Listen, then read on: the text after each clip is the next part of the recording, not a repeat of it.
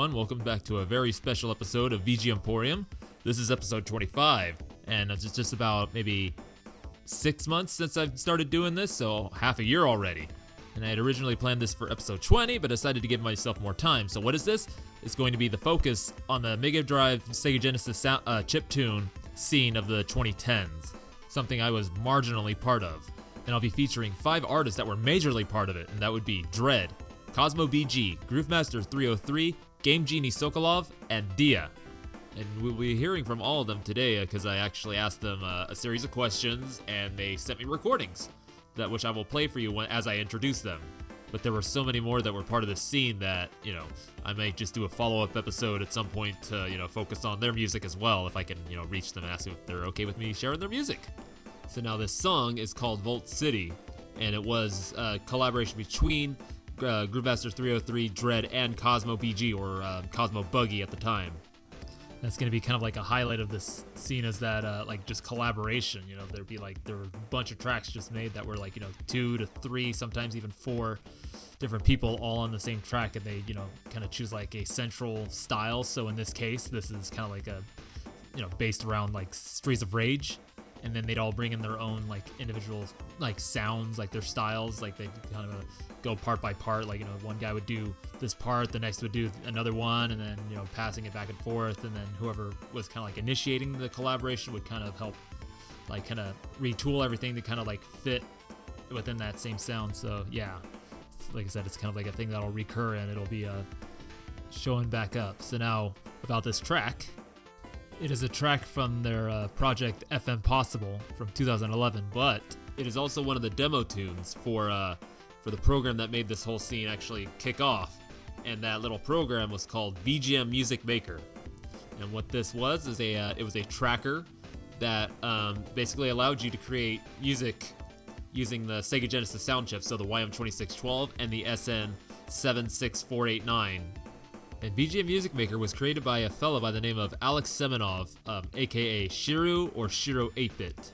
And going by what you would see on his website, shiru.untergrund.net, and from the story that he sent me when I inquired about his creation of the VGM Music Maker, that he's had his hands in so many background scene stuff, as far as NES dev, some SNES dev, 1-bit music, a lot of ZX Spectrum homebrew too. But before I proceed to tell you the story that he had sent me, I wanted to play a piece of his music. I had asked him if he had made something with VGM Music Maker, which he said he had not, but he had made plenty of music using another tracker he had created called TFM Music Maker, which had preceded VGM Music Maker. And I'm going to play it for you right now. It's called Space Standard.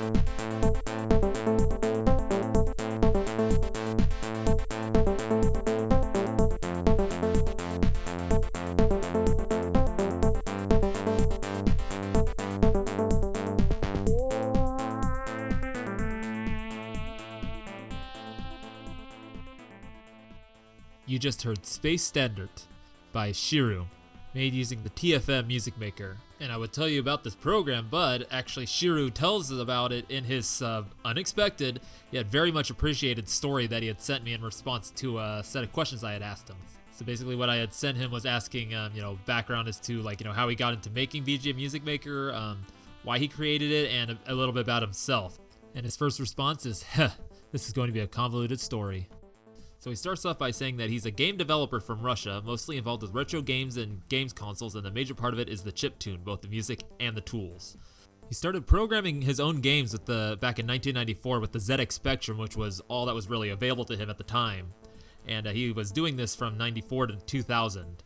And it was sometime in 96 and 97 that he actually started figuring how to compose his own music, because he needed music for his games. So he figured out how to actually program his own music making programs for the ZX. And then in 2001, 2002, he started messing around got his hands on a PC and started making with PC trackers. So HCS, Edlib, and Reality Adlib Tracker, or RAD Tracker, which were all used to create music using the OPL series of 2-op FM sound chips. It was also around this time that he had finally gotten access to the internet through his PCs, and he was actually able to find out that there was a wider ZX Spectrum scene out there that he had known locally. And he discovered that there were actually teams creating ZX Spectrum clones and peripherals, namely the NetOps PC team.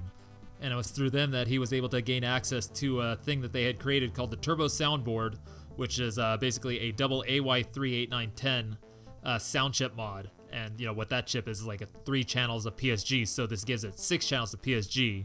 And it was basically just a plug and play. You just take out the original chip out of the chip slot that one in, bam, instant sound expansion.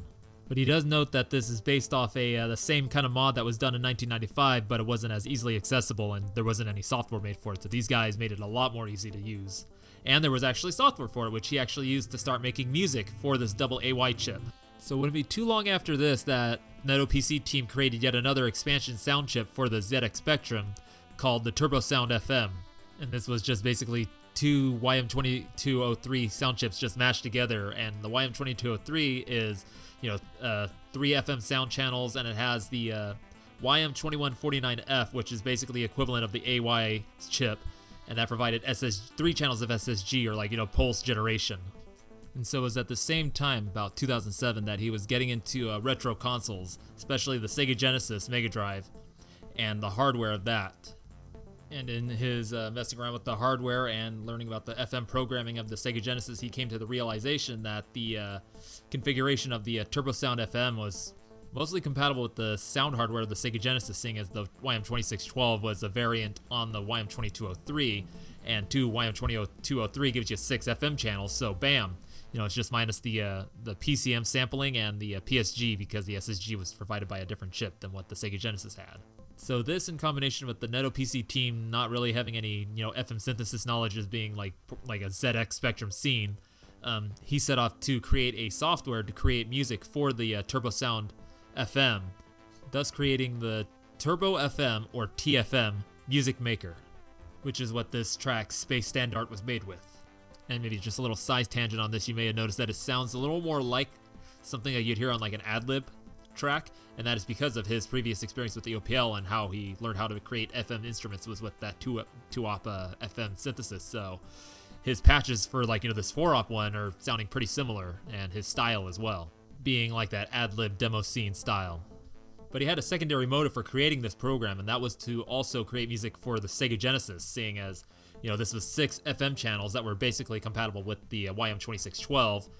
He could just create music for the Sega Genesis, because at the time, the only other thing that you could make music with was, and this is the first time I'm hearing of it, the MVS Tracker MD, which he says was pretty clunky, or writing an MML and feeding it through a driver. So it was this that he started to interact with other foreign communities, learning some English and getting involved with the Sega Genesis Megadrive dev, as well as chiptune forums, so 8-bit collective, chip music. And so it was in this that he publicly released TFM Music Maker, and being his first actual public release. And it became pretty popular immediately. And he admits that he wasn't really ready for this. And he was especially unprepared for just the amount of just requests that he would get from people in the community to do updates to this program for weird little things to implement that they ultimately wouldn't end up using, or asking for things to be implemented that were already implemented. They just didn't bother to read the documentation, and it wasn't too clear because of his rough English. But the biggest thing that people kept requesting was the addition of PCM and PSG support for this. So he kept putting it off for about 3 years because he wanted to polish everything else that was already part of the TFM Music Maker. So let's see, this puts us around 2010, 2011. He's just finally decided to create a fork of TFM Music Maker, calling it VGM Music Maker. And it's basically the same architecture of TFM, but with the PSG and the PCM added in, and some of the unrelated features taken out. And thus we got an extremely easy way to create Sega Genesis music with a pretty well put together tracker. And I believe, if I remember, he updated about 2 other times in 2011 that fixed a lot of bugs. It still had some issues, maybe crashed every once in a while, but for the most part it was, like I said, pretty well, ran pretty well. The PSG was kind of interesting to work with, but yeah, it worked, and a lot of awesome music was made with it. I mean, that Volt City track that I opened up the show up with, and plus most of the music that I'm going to be sharing with you today is, made using this program. But unfortunately, with a combination of a lot of the drama that was going on with TFM Music Maker, and then, a lot of the stuff that came up, him creating VGM Music Maker between he and Dalek, who was programming and getting ready to release Deflamask at the time, he decided to stop the development on VGM Music Maker totally. And he basically says that it's kind of the best thing that he could have done, because after all this going on, he got involved with NES dev, creating utilities and programs and code for people to create homebrew, and about half of the NES homebrew that's been made in this past 10 years has maybe using some utility, a utility or sound code that he's created. And that is the scene's opinion, not him bragging. He's also had a hand in getting the SNES homebrew scene kind of started as well. And at some point within these 2010s that he was a driving force within the 1-bit music scene. And he feels that he's found his true calling, helping to raise the bars for all these scenes, and to make all these underground things just readily available to the general public. And so there you have it, the pretty dang interesting story of how VGM Music Maker came to be. And so I'd like to thank you, Shiru, if you're listening to this, for all for giving me that story, because that was more than I expected, but fascinating. Now, before I get to talking about the music, this Megadrive music scene proper, we're already 16 minutes in. I'd like to let you know that you can follow Shiru on his on Twitter under Shiru 8bit. That's SHIRU 8BIT, where you can actually follow him as he develops something. He's actually currently working on a tracker called Yach * PMS, which is a tracker that he's developing for the MS-DOS. I'm not sure as to what its functionality will be, but it's been pretty interesting just to watch. So now let's get into this proper. I'm going to play a couple songs from you. The first 2 songs actually from the album FM Possible, which featured Jredd, Groovemaster 303, and Cosmo BG. This is Introduction by Jredd, followed by Select Your Fighter by Jredd and Groovemaster 303.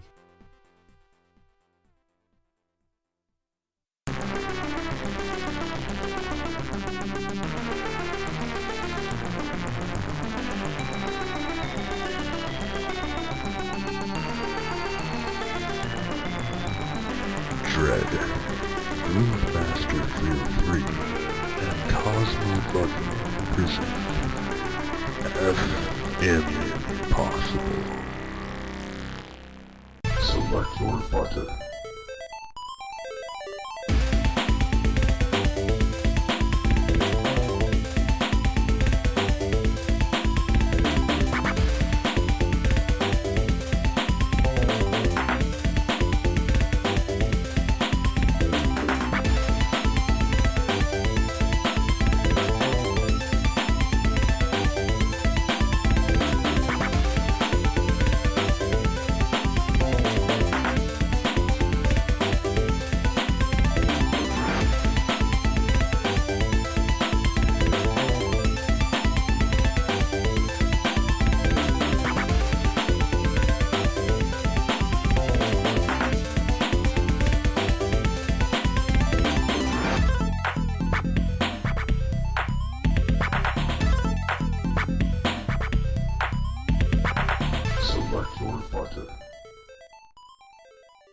So you just heard Introduction by Jredd and Select Your Fighter by Groovemaster 303 and Jredd from FM Possible.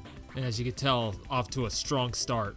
This album, 37 tracks long, is just a great showcase of what the VGM Music Maker is capable of, and the precursor of what was to come.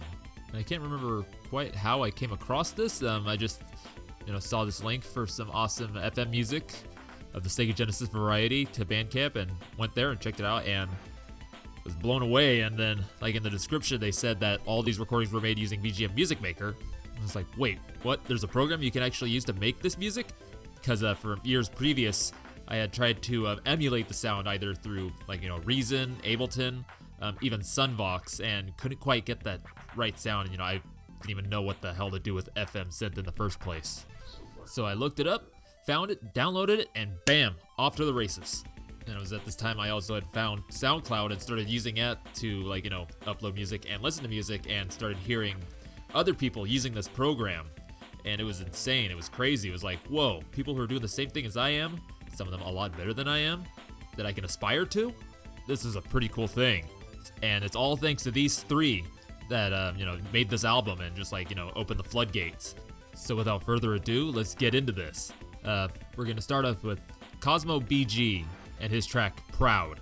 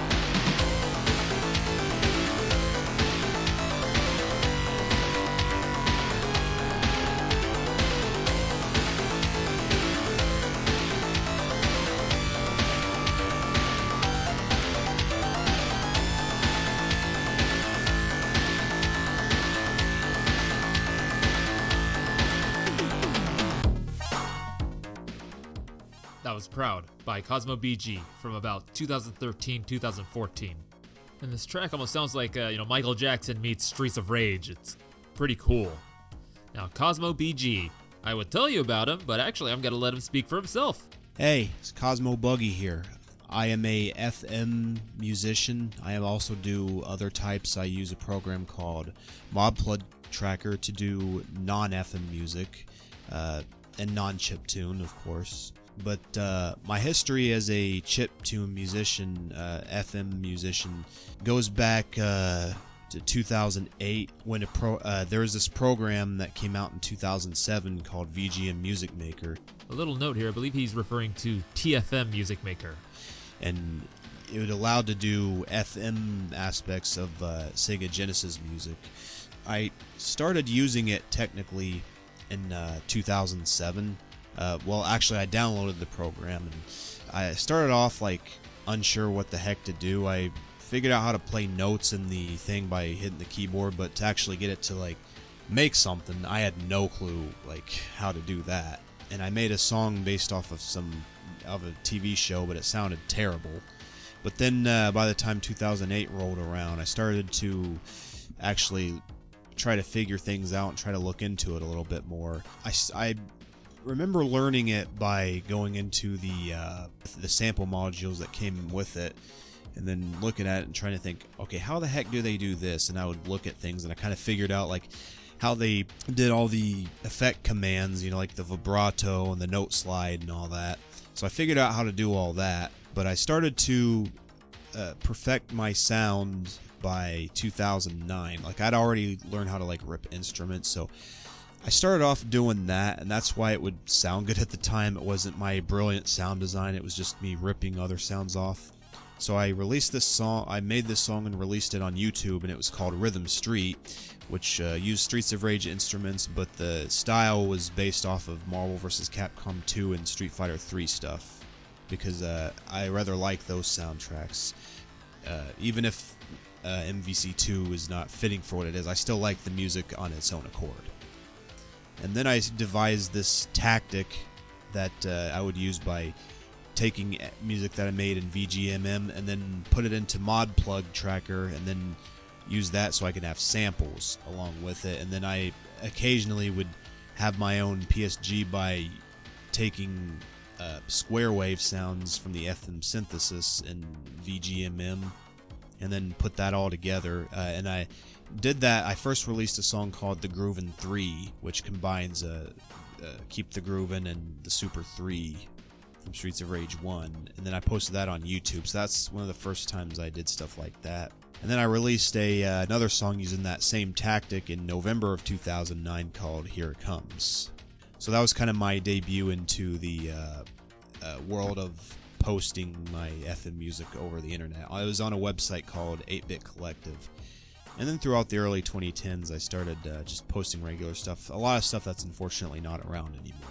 And I would use other styles, but my FM uses that same tactic until in 2011 VGM Music Maker came out. I think Jredd was away on vacation or something for a few days, but when he finally came back, I actually showed him that. Like, I think I made a song and he was like, "How'd you do that?" And then I said, "It finally came out." And he was, of course, overjoyed because he had been mostly doing NES stuff. I couldn't really get him to do FM things because it was limited. And then in late 2011, me, Jredd, and Groovemaster all got together, produced this album called F Impossible. I took a back seat to this one because I wasn't quite as motivated back then, and a lot of it has to do with the fact that my confidence wasn't that high. But I still managed to pump out a few things. And so by the time 2013 rolled around, I started to get a lot more into it. Started to develop a lot more. And I started collaborating with more musicians, like quite a few musicians in that year. So it was a pretty fun year for a lot of that. So now I'm going to play you another one of Cosmo BG's tracks. This is Everybody Get Down.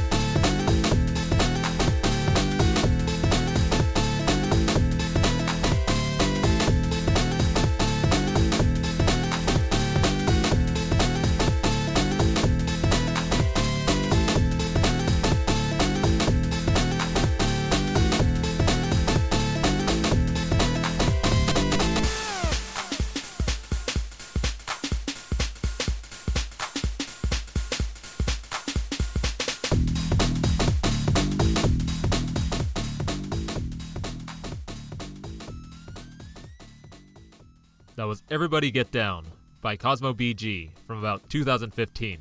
And again, there's that really strong Streets of Rage sound, really feeling that Koshiro influence. And so now back to Cosmo BG.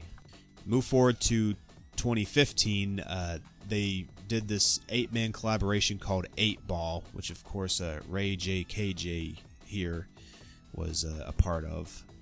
And I was honored by the fact that they actually, my contribution to it actually got heavily called back to, including having a guitar sample from a real guitar performed by, I believe, General Offensive. Fast forward to 2017, Cat Sky Electronics put out a Sega Genesis cartridge album of music that I was actually able to be a part of.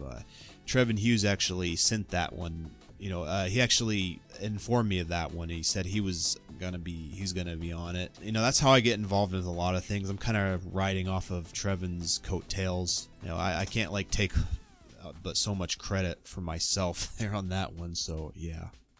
And I did a song called Funky Latin Party. And I was happy that they actually included it, but I sometimes wonder if I cheated a little bit by doing my string tactic of a layered sounds to get a string stuff.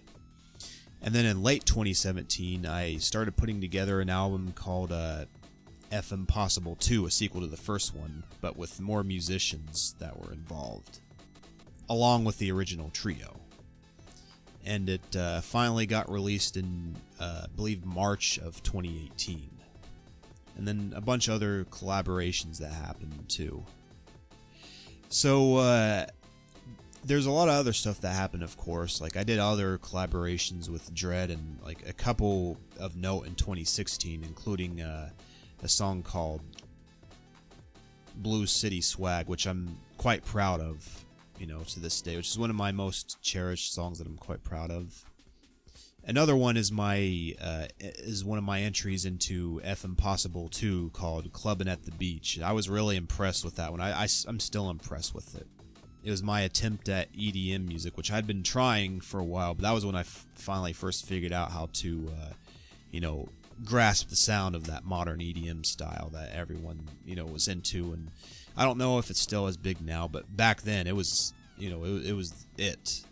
So yeah, that's my history going. Most of it is in the 2010s. As I said, a couple was in 2008, 2009, but yeah, that's my history. And that was Cosmo BG, who quite honestly had a pretty big hand in getting this whole scene started. And I know that we really haven't had much contact other than that 8 Ball and then my approaching you about this episode, but just want to thank you for being willing to share your FM story.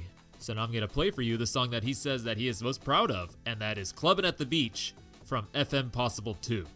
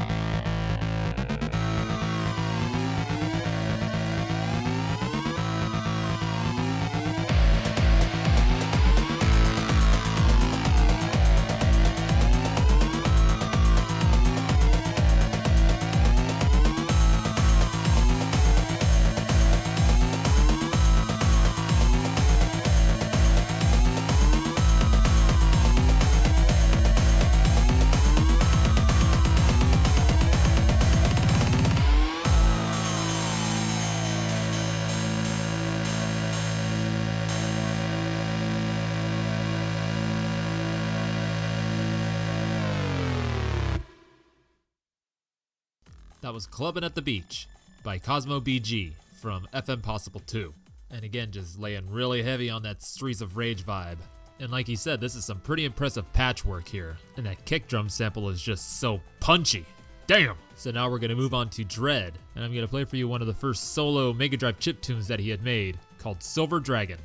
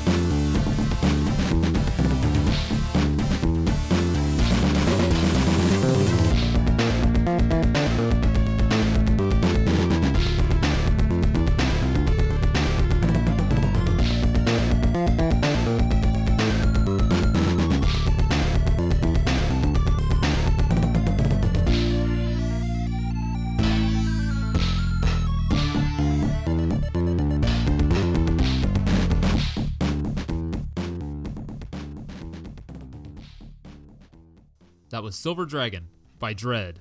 And that was actually a demo tune from the VGM Music Maker. And he, out of the 5 that I'm going to be showcasing today, is the one I've been in most contact with throughout the years, kind of on and off. Actually, back in 2014, I asked him to tell me what he thought of my music that I had made, which was only about 4 tracks at the time.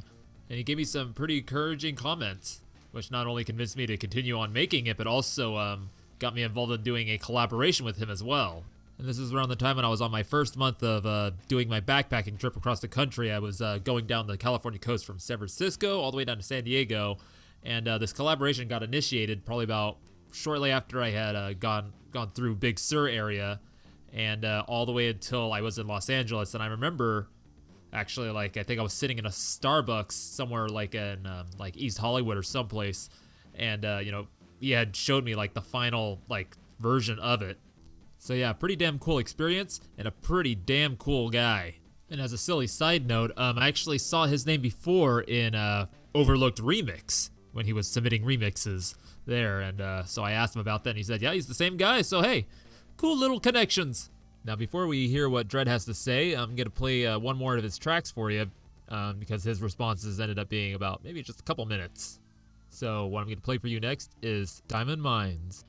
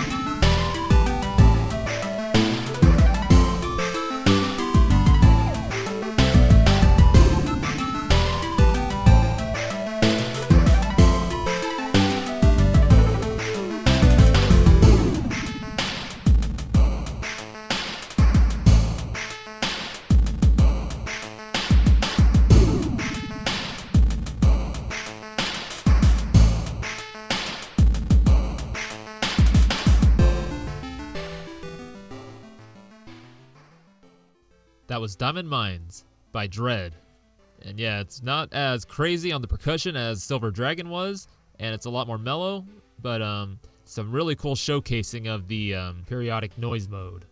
So now I asked Jredd the same questions, and his response was actually pretty brief compared to some of the other responses I got, and I asked him if he wanted to add more to it, and he said no. So without further ado, here is Jredd.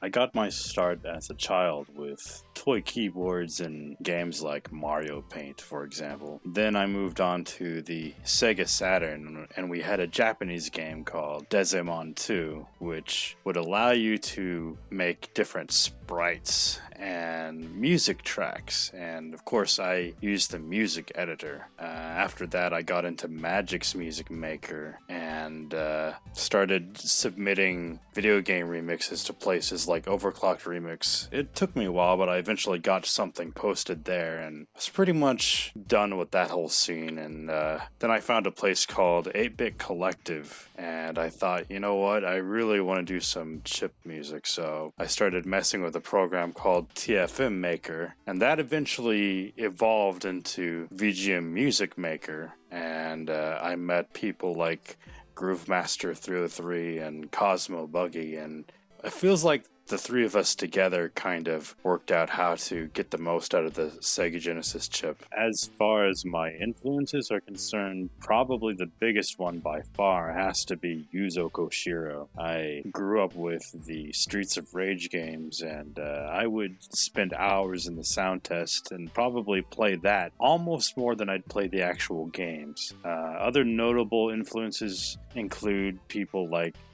David Wise, Donkey Kong Country and Battletoads, and Tim Follin, because I actually grew up and had the game Plock for the Super Nintendo, and we also had Rock and Roll Racing. Both of those games were composed by Tim Follin, and Rock and Roll Racing, even though they had covers of existing rock songs, they were really, really well done, and that's always been a big inspiration to me to push a chip to its limit, I guess. Anyway, hope that answers your question, buddy. Have a good one. And I actually forgot to ask him which solo track he was most proud of. So I asked him, and this is what he said. Oh man, favorite track? That's a tough one. I wanted to pick a collaboration with as many people crammed in there as possible, but you insisted I pick a solo track, so, well, let's go with Beyond the Stars. I think that's one of Dya's favorites, and honestly, it's one of mine too. And if it's good enough for him, it's good enough for me. So, yeah, that's my answer. It'll probably be something different tomorrow. So there you have it, folks. Straight from the Trevin's mouth. Beyond the Stars it shall be.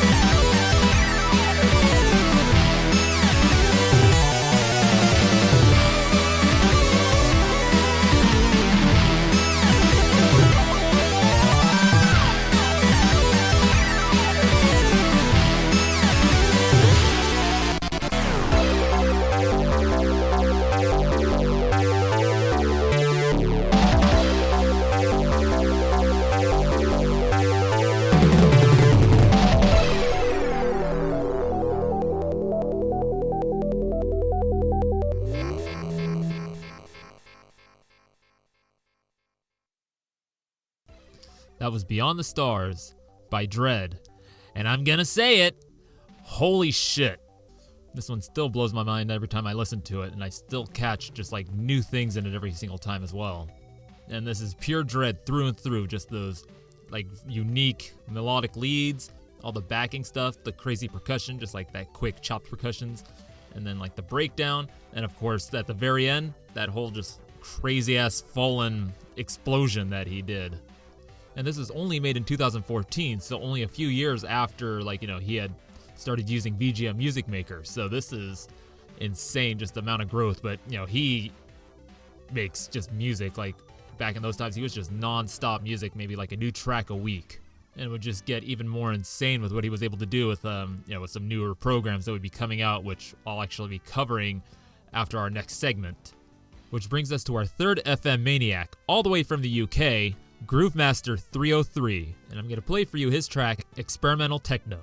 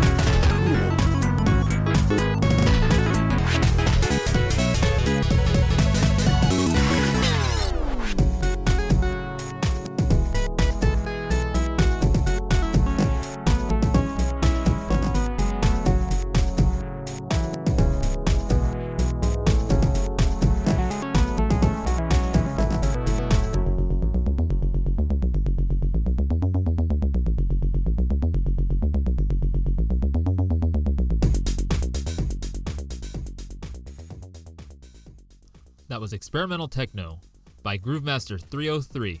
And one thing I can say I really enjoy about his music is his use of the the sample and note cutoff and delay and retrigger effects, or effect commands I should say, that like at that low latter end of his track, you'll notice like things are kind of glitching out a little bit. That's what's going on there, and he's used it in a lot of his tracks. I know Jredd started using it a lot, and when they collab, it's all over the place.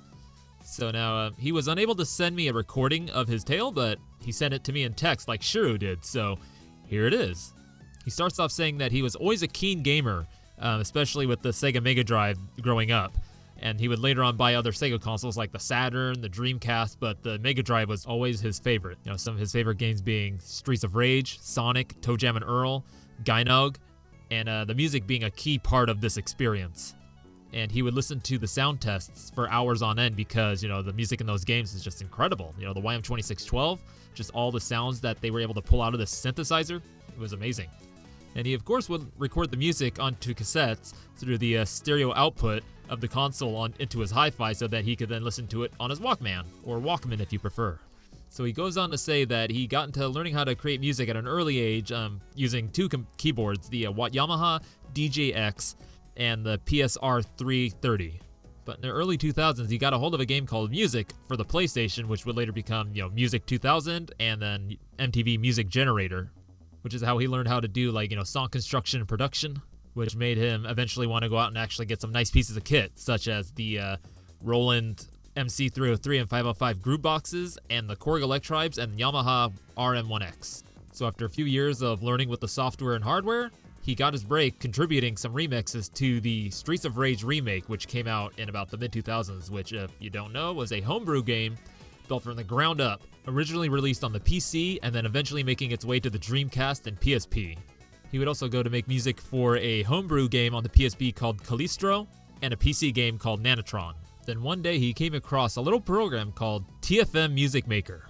But unfortunately, up to this point, he had never actually used a music tracking program, and he didn't know how to use it, so he instead would create the patches inside the instrument editors in VGM Music Maker and then export the WAV files of that sound and then import it into Reason and then construct songs that way, and then with the added bonus of being able to actually add percussion to it because VGM Music Maker didn't have like sample playback.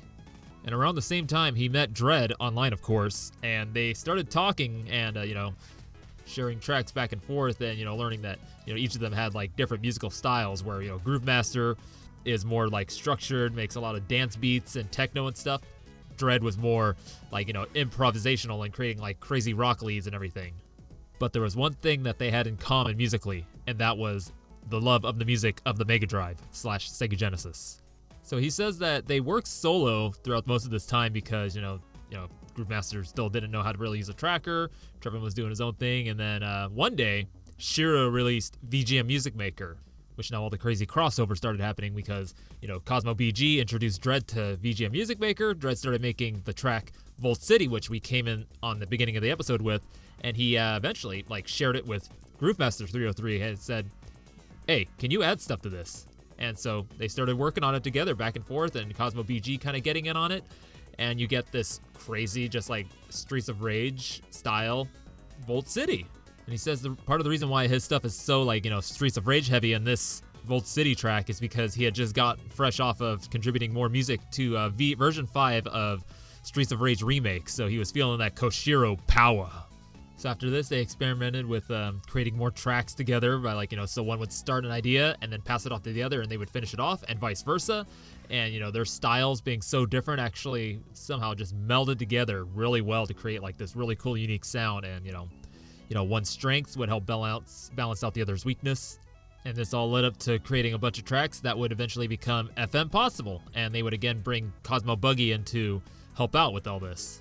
So now it's about time to play you another one of Groovemaster's tracks. It's not going to be from this time period, but we're actually going to circle back here later.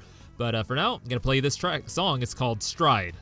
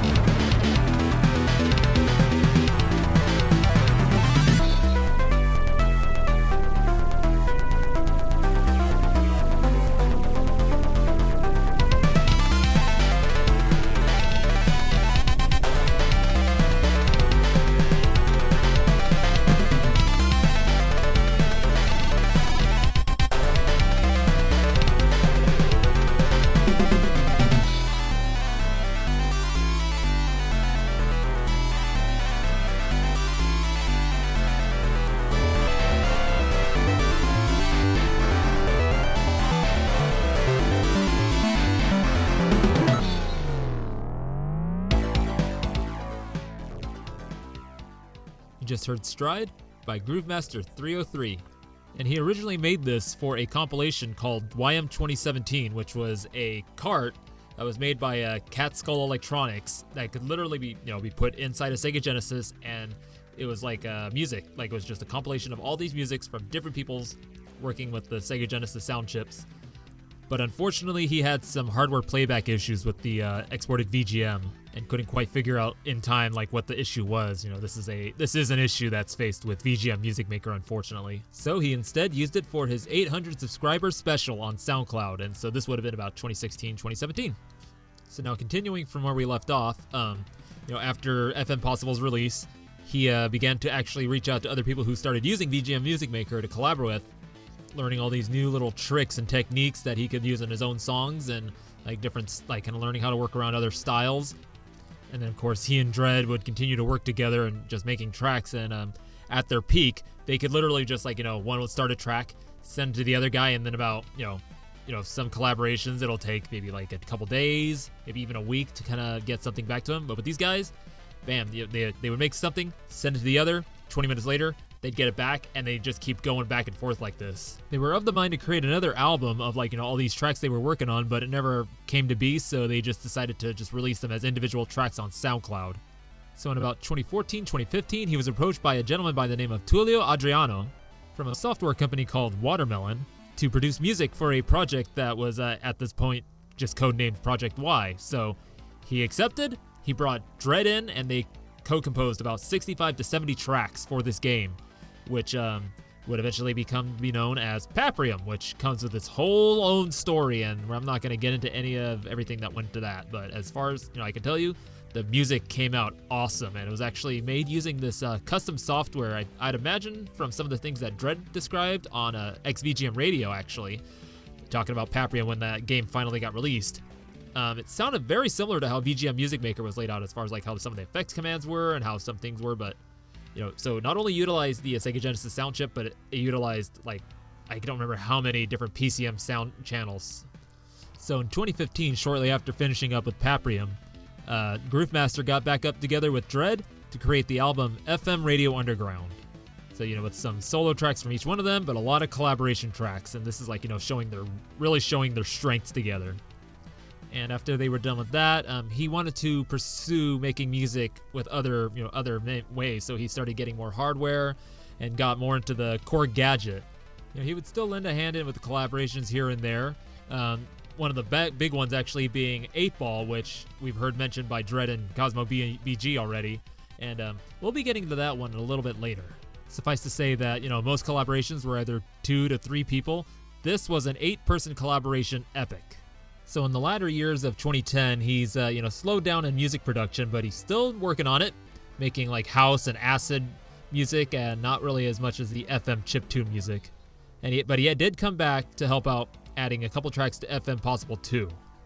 So he ends this off by saying that Jredd is one of his greatest friends. Even though there's half a globe separating them, it still doesn't stop that from happening. Just the sheer amount of music they've created together and worked on, and just. Yeah, I can imagine the bond that helps create. So yes, life keeps happening, and all these life distractions keep happening up. Jredd, if you're listening to this, he says that he'll always have time for you, and that he's always up for a talk. And I imagine it's vice versa as well. Yeah, so now we'll end his segment off with his personal favorite track, and this brings us back to FM Possible again. And so this is called Bonus Stage Extended by Groovemaster 303.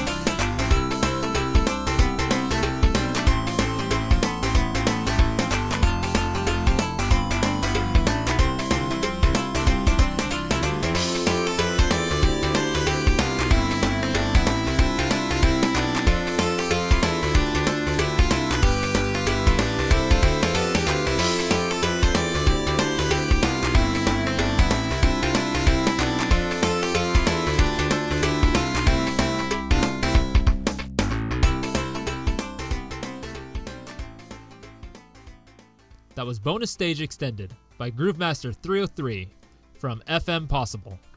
And what he says about this is that I remember creating this melody for this while I was out and about. I just had this riff in my head and I needed to get it down in some form. It's only a short loop, but I think it captures the very essence of what made the YM2612 special and unique. And I kind of agree with this because, even though there's this possibility to make these crazy, highly technical tracks, the YM2612 was made for making video game music, basically, and, sometimes it's just good to be like a simple melody with some, like a nice bouncy bass and, like some melodic stuff going on in the background. Yeah, that's the essence right there.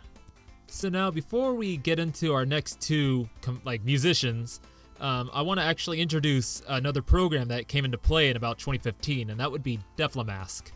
So the timeline goes about 2011, Shiru comes out with VGM Music Maker, but at the same time, a fellow by the name of Dalek is creating Deflamask, which was released around the same time as well, though it had rudimentary kind of, the YM2612 emulation on it, but its main focus was another FM sound chip called the YMU759, I believe, and it was heavily used in a lot of mobile phones, and I believe it was up to 16 channels of 2 operators FM synthesis. It wouldn't be until about 2015 that the Megadrive actual emulation on the Deflamask was fully realized, and people started migrating from VGM Music Maker, which had been updated since 2011 and had some issues with it, to Deflamask, which, like I said, had a lot more realized features. So our next two featured musicians got started in the scene around this time, and they bring their own wholly unique styles. So to start, I'll introduce you to Dya, or Dya, not sure how to pronounce it, but with his track Chora from his debut album Neon Dreams.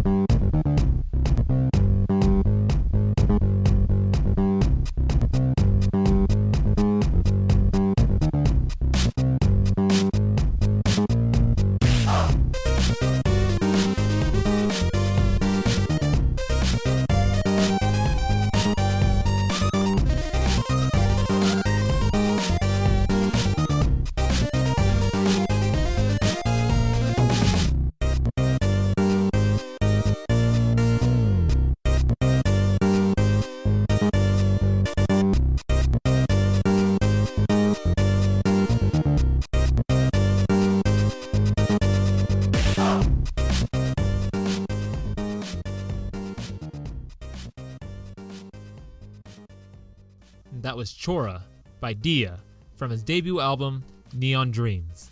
And I remember the first time hearing this, I was like, whoa, what is this sound?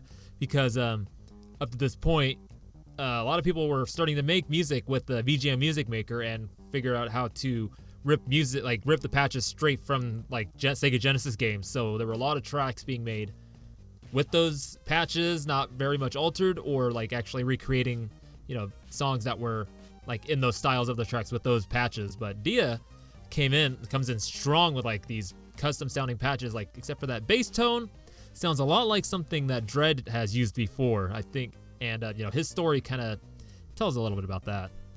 But like Groovemaster 303, he was only able to send me text. So, hey, you get to hear my lovely voice a little bit more. So he begins by saying, like many kids born in the 80s, he loved video games. And he grew up in a big family, so his parents would buy all the latest systems, so NES, Sega Genesis, SNES, all for him and his siblings to play. And he just so happened to be one of those lucky kids that was fascinated by the music coming from these games he was playing and tried to recreate them by humming them or playing them on the piano. And he says that he's always been writing music on said piano. But it wouldn't be until 2002 when he got his own PC that he would actually start trying to make chiptune music. At this point, he was very much into Amiga mod tunes and Cracktro, or also known as keygen music. So at this time, the only real way to write authentic chiptune was to either write an MML format, music macro language, which was a music programming language, which he did not have much programming knowledge at all, or trackers, which was not, would only be like sample based, so he'd be able to sample the sounds that he wanted and then use them in that way. So this would be Pro Tracker, Impulse Tracker, whatever trackers were available at that time. So now he fast forwards his story to 2012 when two programs, Fami Tracker and LSDJ, were more fully realized to the point where it was to his satisfaction to create chiptunes for both the NES and the Game Boy. But deep down, he was really wanting to make music for the Sega Genesis / Megadrive, and there wasn't really any tools that he knew of to do this. That wasn't until he saw a video that Jredd had posted of himself using VGM Music Maker, and he was like, "Oh, I gotta get in touch with this guy and figure out what he's doing here." And thus will begin his journey into FM chiptunes. But before we get into that, I'm gonna play you another one of his tracks. This is Shower Fresh from FM Possible 2.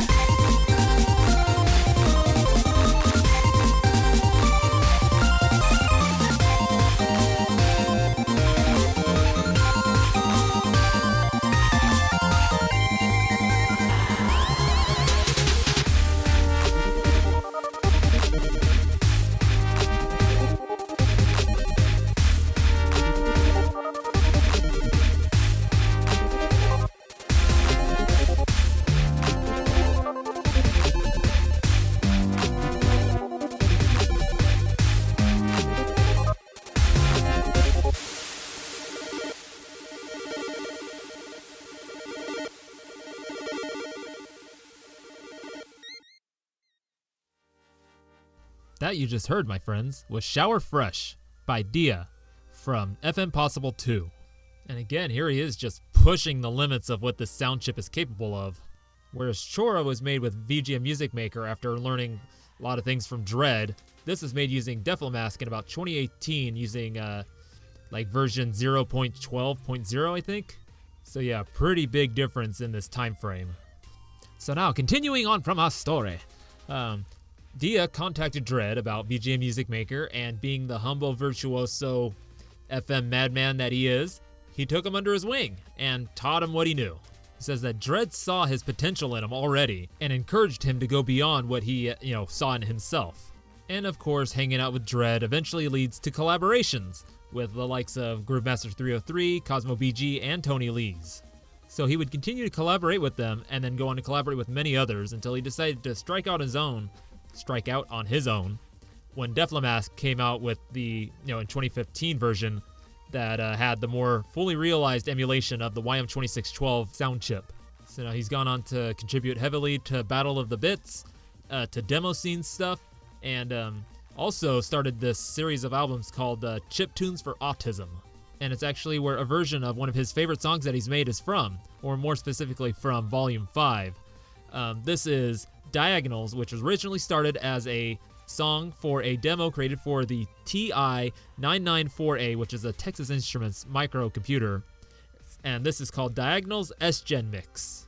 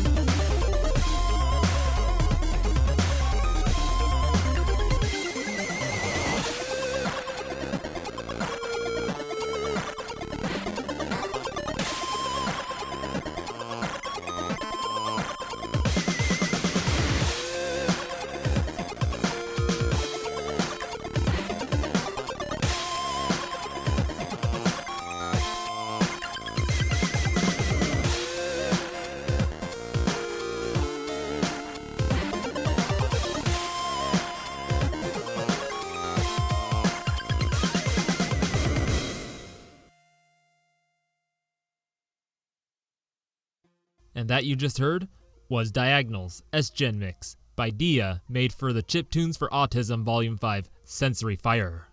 And, I could totally imagine if I didn't know this was made using those sound chips of the Sega Genesis, I'd be kind of hard-pressed to even say this was, like, FM, because the tones that he's using are just so, like, different compared to other things I've heard made using the sound chips. And the really cool thing about this is that he's using it to more enhance the SN76489's sound. So, like, that main kind of crunchy lead sound you're hearing in there, that is the, again, the periodic noise being used to, like, amazing effect. So yes, that's Dya, bringing some of his knowledge from being obsessed with the demo scene to this chiptune scene. And now that brings us to our final chiptunist in this showcase, and that is Genie Sokolov, and I'm going to play for you her track, Venus Landing.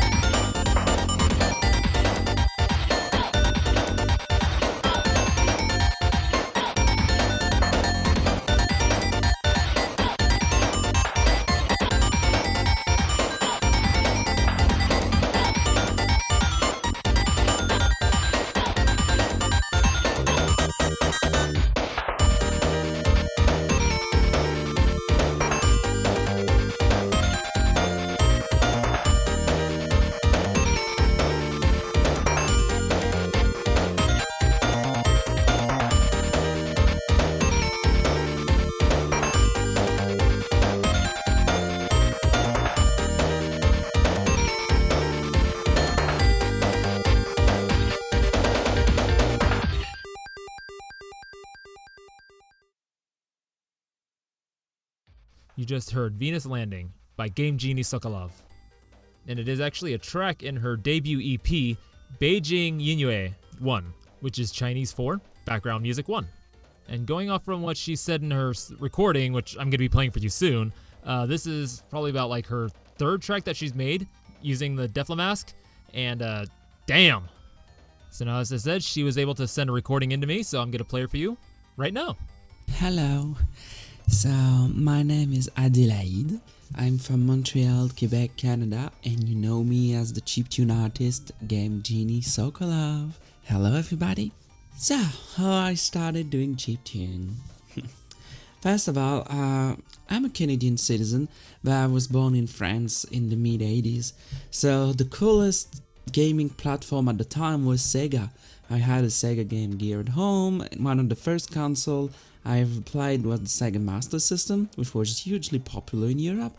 And one of the first gaming console I fell in love with at the time was the Sega Genesis, called the Sega Megadrive over there. I loved it for many reasons. First of all, the game. There was Sonic the Hedgehog, Shinobi, and the Disney's game like Aladdin or Lion King. Those were really cool. But something that was really attractive at the time was the sound. First of all, it was my very first stereo console. And the way to listen to the stereo output of the console was because on the Sega Genesis you have a headphone output at the front and volume control, so you can plug in some headphones on it and listen to the games. That was really a revolution at the time. So I loved listening to game music this way. One thing that was interesting was that I learned how to access the sound test of the different games blindly, because sometimes the TV was off or somebody else was using it, because we were a family of 6, including my parents. And so, I learned how to just listen to the music and enjoy it. That was my thing, and this is how I started getting in love with the Sega Genesis sound. And something that was interesting about it was that that console had a similar sound chip, albeit simplified of course, of one of the most popular one that we could hear in synthesizer from the mid-80s and early 90s, namely the Yamaha DX7. I really loved it because you could listen to it on the radio at the time on tracks from Prince, Madonna, Michael Jackson, Quincy Jones, anybody, you name it, it was on there. So it was very surprising sometimes to hear bassline in some of my games that was very reminiscent of what I could hear on the radio at the time. Or sometimes Eurodance too, so namely the Street of Rage game, Gunstar Heroes, Sonic 3D, you can hear a huge bass line straight out of radio. That was amazing. Even the Super NES couldn't do that for obvious reasons. So then I don't know, sometime in the late 2010s, at the time I was a software developer, still am, and I don't know, I decided, why can't I try to make chiptune myself just for fun? I was listening to people that were already in the scene, like Jredd, Dya, Groovemaster 303, and so on and so on, that were just amazing. I could listen for hours to what they did on FM synth, especially the Sega Genesis console, and I was amazed. So I decided, you know what, can I try? Maybe I can program a little, maybe I can try something. So one of the first track I did for just for sound testing was called a Pyramid Zone. And I decided to upload it on SoundCloud just for fun. And I didn't have an artist name, so I had to think of it for just, 20 seconds, 30 seconds. I mean, there was a game Genie cheating cartridge on my desk at the time, and a book from a French author called Serge Gainsbourg called Genie Sokolov. And I decided, Game Genie, Evgeny is the same, so Game Genie Sokolov it will be. And so this is how it was named. And I uploaded it on SoundCloud. Then I reached out to some chiptune Facebook community at the time, also to a couple of curators, like DJ Cutman for his show This Week in Chiptune, a couple of blogs, to say, hey, I've done that, and I'm very new, and I want to have some impression of it. And the reaction was good. I mean, some people told me, hey, you should do another track, try doing something else. So I did another one, and it was called a Down Under Zone. was way more complicated to do because still I was straight on the stock Sega Genesis sound, no delay, no EQ, nothing, pure sound. So it was uploaded, same, I had good result, and then after 4 tracks released this way, I just decided, let's group them all together and let's make an EP of those 4 tracks.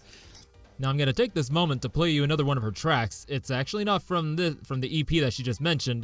The song Venus Landing is actually from that, but the next track I'm gonna play for you is from her first LP, Insert Disc 2, and it is called Rev Zone.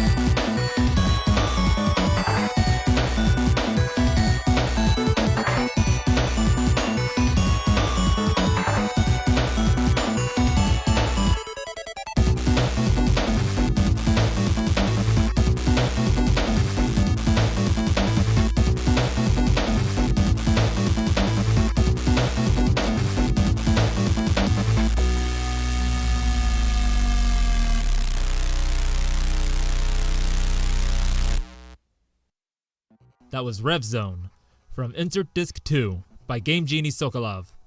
And I'll say the growth between this and the EP is just crazy. Because if you go back and listen to that EP, you can hear a little bit of that Jredd DNA in there. Venus Landing, not so much, because, by that, I think that's like probably her 3rd or 4th track done in that one. But in this, it's pretty much gone, and it's all her, just own style in there, and it's really cool. And one of the nice little touches I noticed is the snare sample that she's using here is I think the same from Venus Landing. It's just at a higher sample rate, sounding a little cleaner, a little more high pitched. And one last little note is that the use of using the PSG as leads is something I really like to hear in Sega Genesis chiptunes, just Sega Genesis music in general. But enough of my rambling. Here is Game Genie Sokolov once more. So I got the master, and then the first EP called Beijing was released on the internet, and suddenly had a good sound, had good reviews for people in the chiptune community, which was very surprising for me. And so that was it. So my inspiration was always, the Sega Genesis sound and its bass. That was always my thing. I love the bass. One thing I don't like about the console, to be honest, is the the sample playback capabilities. Well, it's 8-bit, but it's quite limited, distorted, and there's quite a lot of noise. It's very complicated to get clean sound out of it. Most of the time you don't. So you do what you can. This is really what you do. You do what you can with it. So at the end of the 2010s, I was making 4 more tracks, namely I think one was called Blue Level, Rev Zone, Beyond I.O., stuff like this. Suddenly somebody from the job I was doing told me, hey, I know somebody who's head of a label, maybe he would be interested because he's looking for people making video game music at the time because he wanted to do an experiment. It was the Lisbon Lux label, which was very surprising because they were doing pop records. And one of the artists was called Das Mortal. It's very, very good. It's very nice. I encourage everybody to listen to it. And the head of the label wanted to diversify its assets. So he met me and he said, okay, can you make a full-length album? So yeah, so I make, I think, 8 to 10 tracks. And he decided to release it and to create an image for me.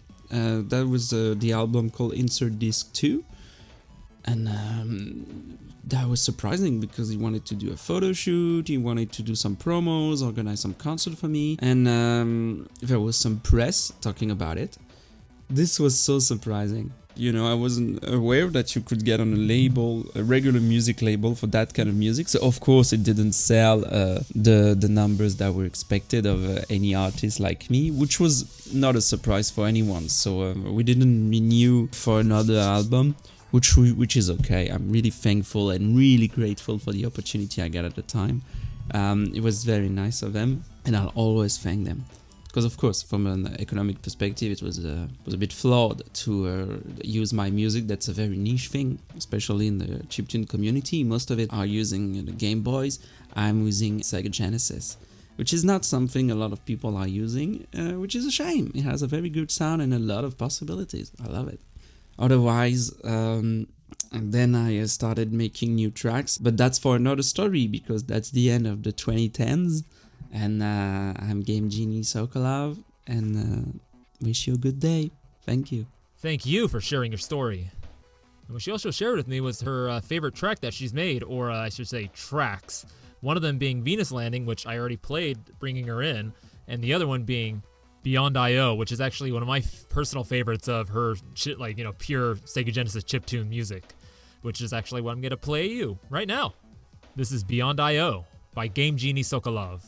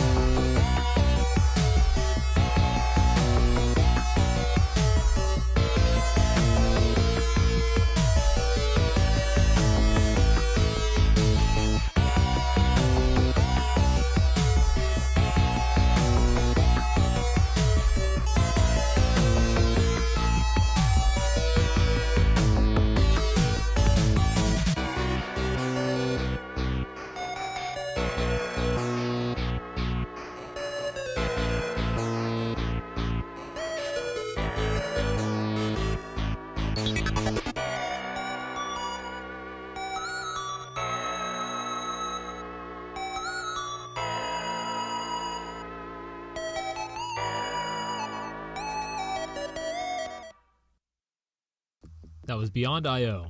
by Genie Sokolov from her LP Insert Disc 2, which she also contributed to FM Possible 2, along with Rev Zone. And I'll honestly admit that, I actually got chills when I first heard this track, because, I don't know, again, it's just that use of the PSG as the lead. That bass is just so good, and you can tell that she eschewed the using the sampled percussion in place of using FM percussion, which makes it a lot more stronger. And you can actually hear it in this, her beginning to move towards more of like a synthwave style, which is actually what her music from the last 2 years has been. It's just kind of like a mix of synthwave, chiptune, and even city pop with the single that she did called Love in the Mirror in collaboration with Tobo Gigao, who is another one of my favorite chiptunists and whose music I will be playing on this show eventually. So getting back on the rails here, I would highly recommend you go check out Genie Sokolov's music, not just the Sega Genesis chiptune stuff, but all her more recent music, like synthwave stuff as well, because it's all really good. And I'm going to be linking her Bandcamp on the show notes, as well as everybody else's respective sites on the show notes. So for Genie Sokolov, Groovemaster 303, and Dya, they're still making music. For Dya, he's still doing chiptune stuff. For Genie and Groovemaster, they're kind of branching out from that. And then Jredd and Cosmo, they've kind of haven't been making too much stuff, but I've linked their SoundClouds because all their, like I said, just check out all their musics. It's just really good, and seeing the evolution of the beginning. So back in 2011, starting with FM Possible, which I'm also gonna link in the show notes, and then just coming all the way up to 2018 with FM Possible 2, with everybody just joining in there with their fucking best. Excuse the language, but it's like I said, this I kind of got to see this all grow. I didn't really get to participate too much. I made, a few tracks here and there, maybe total of maybe 20 tracks within the span of 8 years. And also, I didn't really feel too sure of myself through that time because, I know Jredd, reached out to me and I actually collaborated on a few things. One of the tracks we'll be getting to soon. And, I know I tried to initiate a few more times and I just kind of didn't fall through because I just didn't feel like, I was at their level, and I didn't feel like deserved to be working with them or doing all this stuff and all that self-doubting stuff, which I'm kind of done with right now. I'm actually done with, thankfully. So yes, this brings us into our last section, collaborations, which was a big part of this whole scene, with Jredd being the actual spearhead behind most of it. I mean, there's just so many tracks, like Groovemaster 303 featuring Jredd featuring Groovemaster 303, Cosmo BG featuring MB Tech, featuring The Dead, featuring the General Offensive, Genie Sokolov featuring Dya, things things like that, and it'd be it was just crazy to see all this going on, everybody's solo stuff, everybody's collaborative stuff, and there was I want to say it was in 2014 or 2015 that Jredd came up with this mad idea. And you've heard mentioned it a few times already, called 8-Ball. Well, it wasn't called 8-Ball at the time, but he just approached all these people, said, hey, let's just work on this track. So he started something, sent it to Cosmo, sent it to Groovemaster, eventually sent it to me, and I contributed something to it, sent it to, just a few other people's, and eventually just became this crazy combination of just all these different styles, and of course Jredd and Groovemaster kind of got it all kind of piece, work together to be kind of almost a cohesive piece, but still very individualistic. You could tell whose parts were whose. But yeah, that's what I'm gonna play for you next. Is 8-Ball by FM Possible Turbo, which consisted of Jredd, Groovemaster 303, Tony Lees, MB Tech, Rage Cage, Rob Uga or Rob 2612, Cosmo BG, and General Offensive.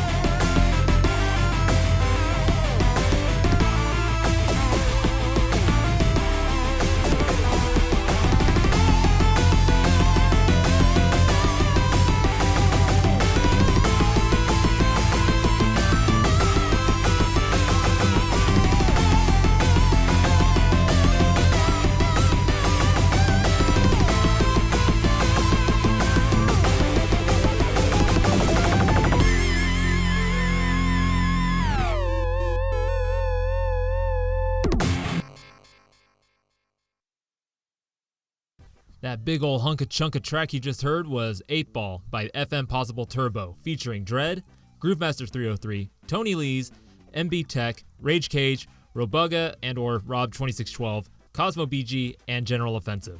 Made entirely in VGM Music Maker and submitted and featured in the Chiptunes equals Win Volume 4. And yeah, I remember when Jredd, sent me a message saying, hey, do you want to be part of this collaboration that I'm doing with a few other guys? And I was like, yeah, okay, send me over what you got. And then he sent me this thing, and it's this really groovy sounding cool thing, and I'm trying to think, what can I add to this? What can I add to this? And I tried throwing a bunch of different ideas at it, and finally what landed, well, suffice to say, one of these things is not like the others. And yeah, so what I submitted was kind of like this rinky-dink little tune. And so I gave it back to Jredd, and a couple of days, a day goes by, and then he sends it back to me, and holy crap, how he said that both he and Groovemaster 303 kind of doctored up, and they really made it work. Though it does still stick out like a sore thumb. And then how they transitioned out of it just worked, was just really awesome. And then everybody else's parts after that is just blew my mind what they were doing. And the version that you're hearing now is there's been multiple patch changes, kind of the speed of the track and everything. It's just all building up to this awesome, just amazing ensemble madness. And I personally feel like this was a pretty good send-off for VGM Music Maker, because by this point everybody was starting to transition over to Deflamask. But maybe I should say mostly everybody, because I personally was still using it up to 2018, 2019, and I'd imagine some other people were still using it because of just the familiarity of it. So now we're coming up to the next collaboration track, which is this one. I just can't come up with the right words to really describe it or do it justice, so I'm just gonna introduce it to you. It's called FM Rangers Fusion Force X by the FM Rangers, which are Genie Sokolov, Jredd, The Dead, Dya, and Cosmo BG.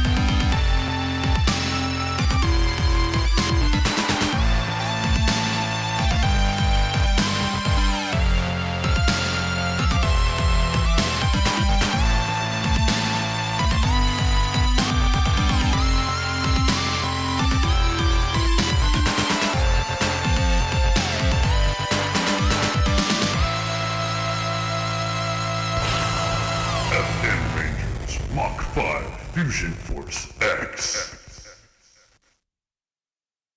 That there you just heard, that was that awesome, mind-melting FM goodness, Mach 5 Fusion Force X by the FM Rangers, made up of Genie Sokolov, Jredd, The Dead, Dya, and Cosmo BG. And I remember them hyping this up, like sharing little previews of it, making like little announcements of it and everything, and just kind of, and when the track finally dropped, it's just like, holy shit. And that's still all I can really say. I can't really think of the right words to say about this. It's like, still this is 3 years later, and it's still blowing me away. I'm hearing new little things every single time. And I have it on good authority, that being Jredd, that this was, in his words, Genie Sokolov's baby. That, she was the one who spearheaded it, got everybody to get into it, put it all together, fit everything together, mixed it. Kind of crazy to figure out that she did all this with everybody kind of doing different ways of doing it, VGM Music Maker, Deflamask, and Dya using probably either Genie or FM Drive VST by Ali James. So yeah, in short, this is an absolute masterwork, just showing the sheer passion that everybody had for this sound of the Sega Megadrive, just that YM2612, the SN76489, just working those all together and just creating these awesome sounds that you could never imagine actually hearing coming out of the console, but very well can be played through said console. The full force of these chips just being realized without worrying about the restrictions of memory limitations. And I would say this is a really damn good way to end a decade of this scene. What with Jredd and Cosmo BG being a couple of the guys that helped get the scene started off, and then Dya and Genie Sokolov, who came in about halfway through, and just really pushing the boundaries of what the chip could do. And then of course The Dead, who wasn't mentioned throughout this show, but he started around the same time that Genie and Dya started as well. And his style is of course kind of this crazy dubstep, just bass, warbly, all over the place sound. And actually this is a good time to actually name off some of the other folks that were part of this scene, because it wasn't just limited to these 5 I mentioned this in this show. So start off, we got The Dead, and then of course Rob2612, MB Tech, Tony Lees, Ali James, who went on to co-create the FM Drive and the Super PSG VSTs, General Offensive, and Drexagar. And these are just the ones that I can remember off the top of my head. But there's still so many more that got caught with that YM2612 bug. And just so much awesome original Sega Genesis Megadrive chiptunes just got made throughout those 10 years. And it's actually just going stronger and stronger into 2020. In part in due because of the pandemic and everybody being quarantined and restricted to just being at home. Some folks, they just found this little program called Deflamask and just started figuring it out and making music. And there's just so much awesome, just amazing chip music just being made now with this thing. Some of these, some of them kids, in their teens, and they're just making these awesome, just covers or remixes, or just using the patches and just making these awesome things, and then finally branching out into their own, making their own original stuff, and it's just insane. But we'll get more into that another day. For now, I will say thank you to Jredd, Cosmo BG, Groovemaster 303, Genie Sokolov, Dya, and Shiru for just sharing their stories with me and allowing me to actually share it with all of you. Talking about their histories with FM music, their inspirations, how they got into it, just the building up of all this amazing stuff, and if you were there and got to see it all, how amazing it was just to hear it all happening. And hopefully if you're getting new into this Sega Genesis Megadrive Chiptune Scene, listening to it, actually making stuff, and contributing to it, hopefully this is a nice introduction for you. And I'll definitely be coming back to this eventually. I'll be doing an episode featuring music of others that were contributed throughout that past decade of the 2010s, and even get into the stuff that's been made in these last 3 years in the 2020s. So now it's about the time I'm gonna start winding the show down, and I'm just gonna remind you that you can check everybody's stuff out. I'm gonna be linking everybody's sites to the show notes, their respective SoundClouds, Bandcamps, their personal sites, just so you can go check them out. And I would highly encourage you to go do so. And and then as far as where you can find this little show, you can find it on all your favorite podcatchers. Apple, Google, Stitcher, Spotify, Amazon, Audible, and then of course whatever things catch from all those. And then you can find it on Twitter, Instagram, Facebook, and then as well as you can find me, Rage Cage, on Facebook, Twitter, Instagram, as well as on SoundCloud, where you can find all the stuff I've made in those past 10 years, from 2012 all the way up to now. And so now, as to what I'm going to be doing next, I think I'm going to be taking a little break and actually let a couple of my curators and / employees, still not sure what to call them, host the next episode or two. So yeah, who it's going to be? I'm still going to figure it out, who I'm going to schedule for that. So it's going to be a surprise. Now, I think it might be a little appropriate, seeing as I started this whole episode off with one of the first tracks that Jredd, Groovemaster, and Cosmo BG made, using VGM Music Maker, that I close the show out with one of the first tracks I actually made with VGM Music Maker, successfully all the way through, and actually, said, okay, this is good. And it's actually one of the first tracks I successfully finished using a tracker. Haha! So yeah, this is going to be Chill Stroll, made by yours truly, Rage Cage, using VGM Music Maker. So, hope you all enjoyed this episode, and see you in a couple weeks.